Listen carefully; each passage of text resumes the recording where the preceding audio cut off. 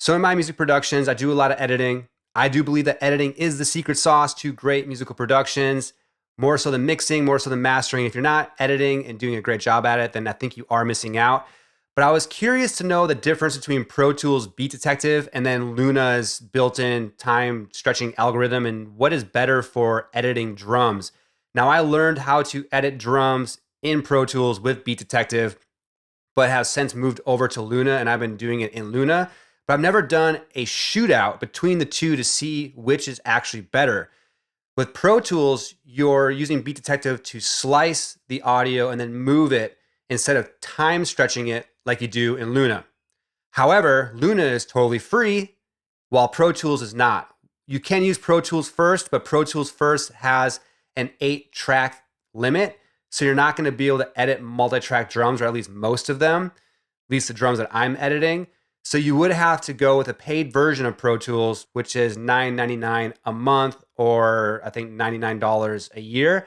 But I want to know, do you need to actually pay to use Pro Tools for the industry standard editing of Beat Detective, or is Luna good enough? We're going to find out in this video. I'm going to edit drums in Luna, and I'm going to edit drums in Pro Tools, and then we'll listen to them back to back and see if there's any major noticeable differences. All right, let's jump in. All right, so I have this multi-track recording right here of drums. As you can see, there is 14 different tracks. We have 2 kick mics, we have 3 snare mics, 2 overhead mics, 3 toms, hi-hat, a mono overhead, and then 2 rooms. So fully mic'd up kit here. And we're going to go ahead and use Luna's time stretching algorithm, which is going to be this Luna razor blade, which is for percussive instruments, to time align our drums. So first thing I want to do is have my kick in and my kick top here next to each other. And then I want my toms all to be up here so I can see the transients of these drums, because when you're time aligning, you want to be aligning the close mic'd shell instruments. So the thing that's going to be closest to the drums that has the sharpest transient, that's going to be the thing you're going to want to use to time align, and then everything else will follow that. So I have my kick in, my snare, my toms up here so I can take a look at it, and then I want to make sure everything is grouped so we're treating it all as one instrument. Now I'm going to go ahead and go into Luna Razor Blade and be sure that we're looking at warps so I can see all of the trigger points.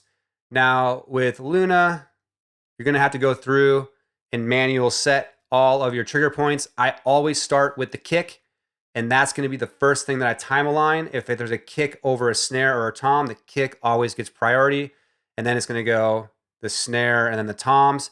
So if there's going to be a snare hit, say right here, this is not hitting with a kick, so I would put a trigger here, triggers on the kicks, and then I would do my alignment. And also you want to make sure you're zooming in to make sure your trigger is actually hitting at the start of the transient and not forward or behind, because sometimes that will happen and you're going to have to manually adjust your trigger. This is both true in Luna and in Pro Tools. So I'm just going to go ahead and add all of my trigger points. You can hit tab to transient to help you out. I'm going to do that here real quick.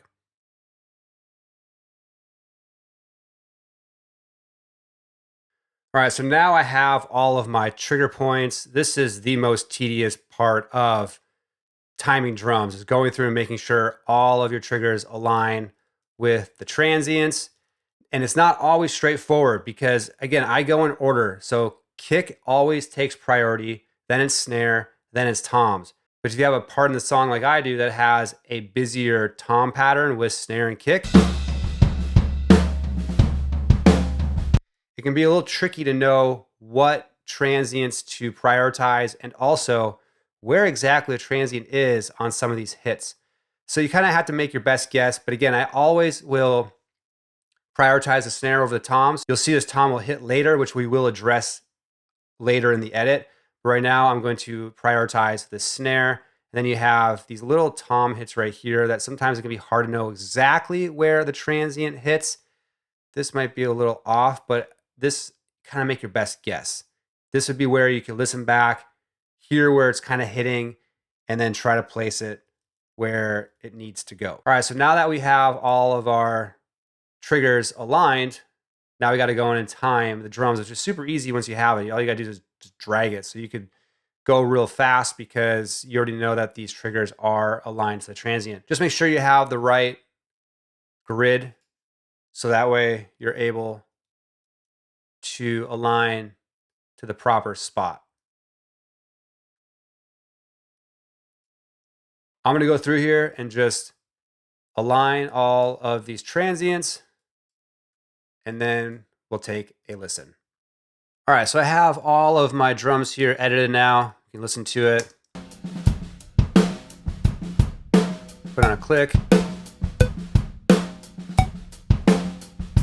And I want to address the next section of drum editing that you can go to make it sound really clean and polished, and that is going and doing kick over snare or kick over tom. So sometimes there's going to be a flam with the kick and then a tom or a snare where if it's hitting late or it's hitting early, sometimes you can hear that audibly, and you can fix that by doing a little bit of extra editing magic. There is a section in this tom area that does have that issue, so we can address it right now.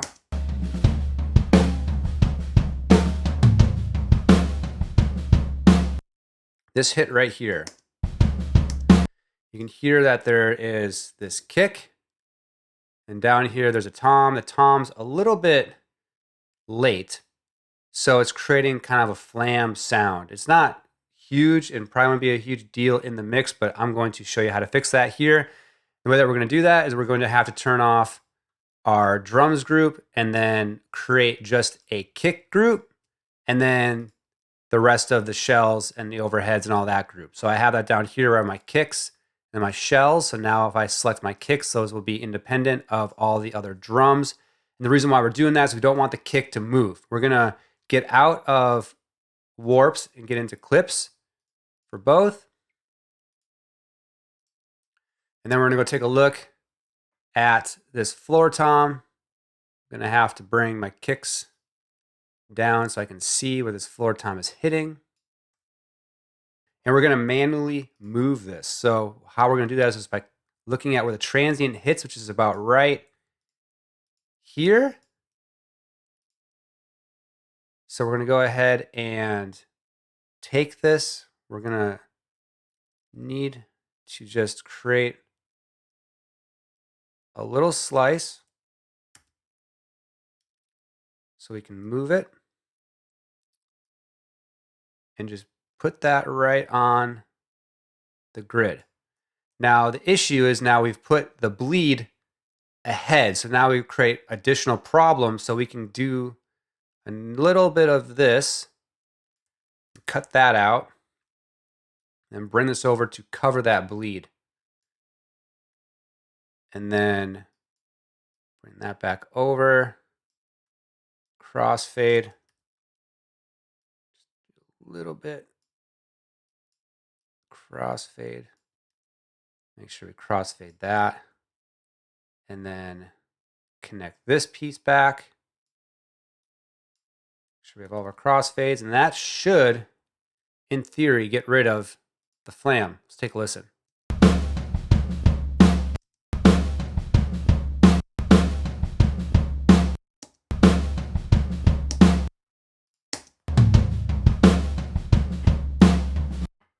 Okay. Now that's compared to this. Just a very subtle difference. All right, I was going to jump into Pro Tools and edit the drums in there, and then we'll do a side-by-side comparison between the two. All right, so I'm here in Pro Tools, and I have the same drum tracks up here, and we're going to edit it very similarly to Luna, except for the Beat Detective, we are just going to make cuts into the tracks themselves and move the audio instead of time stretching it with an algorithm. So we're going to hear if there's any difference in the sound and go from there. So Beat Detective is the same methodology. We're just going to select all of our tracks, go up to Event, Beat Detective. You would select your bar beat marker generation, capture the selection you want to have it analyze, and then you'd have it analyzed by clicking Analyze. And then you can change the sensitivity. with this knob right here. Now, similarly to Luna, you're going to have to go in and manually check the trigger points themselves. So you're going to want to blow up your wave files a little bit here and then go in and take a look and see where they're at, and then you're going to have to move them accordingly, which is very, very tedious, just like it is in Luna. But so what I'm going to do is go through all of this and make sure all my triggers are on point, and then we'll move on to the next section. All right, so the tedious work is done. Triggers are all put on the transients. So we're going to go to clip separation. I'm going to do a trigger pad of about 10 milliseconds just to make sure that it's not cutting right on the transient. Then we're going to do separate and then clip conform.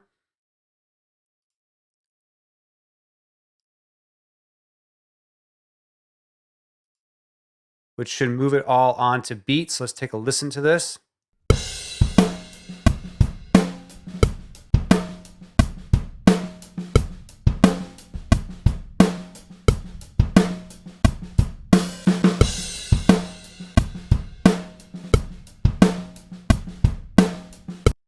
Sounds great. And then from there, you can just go to edit smoothing, fill gaps, and then fill in crossfade to add your crossfades.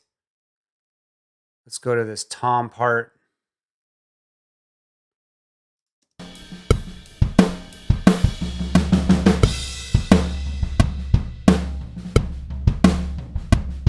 All right, sounds good. So I'm going to just do a quick little listen through, do similar things that I did with the last one with the kick over snare, export this out, and then we're going to A/B the beat detective version versus the Luna time stretched version. All right, so we are back in Luna, and I have drum 1 and drum 2, which is our different edits, and we're going to listen to just a section of it and see if we can really hear a difference and if there really is a better or worse way to go about drum editing. Here we go.